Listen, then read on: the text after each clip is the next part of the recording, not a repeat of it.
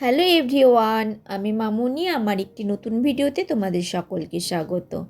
আজ বিকেলের টিফিনের জন্য বানাচ্ছি আটার চিলা। বাড়ির সকলেই চিলা খেতে পছন্দ করে, আর এটা যেহেতু অল্প তেলেই বানানো হয়ে যায়, হেলদিও বটে। চিলাতে দেওয়ার মতো তেমন খুব একটা বেশি সবজি ছিল না। এর মধ্যে দিয়েছি পেঁয়াজ কুচি, কাঁচা লঙ্কা আর অল্প একটু আদা গ্রেট করে দিয়েছি।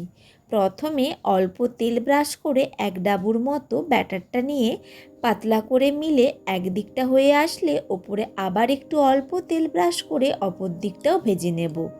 এভাবেই সবগুলো করে নিচ্ছি। আর এগুলো বানাতে বানাতে আমার সন্ধে হয়ে গেছে। অনেকক্ষণ শ্রেয়ানকে দেখতে পাচ্ছি না, দেখি ওর ঠাম্মির সাথে চলে গেছে ওপরে সন্ধে দেখাতে। আর কিছুতেই নিচে নামবে না, আবার দুষ্টুমি শুরু হয়ে গেছে।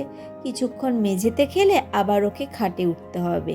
আমি যতক্ষণ পারি ওকে মেঝেতেই রাখার চেষ্টা করি, কেননা খাটের মধ্যে দৌড়াদৌড়ি করতে গেলে পড়ে যাওয়ার ভয় থাকে।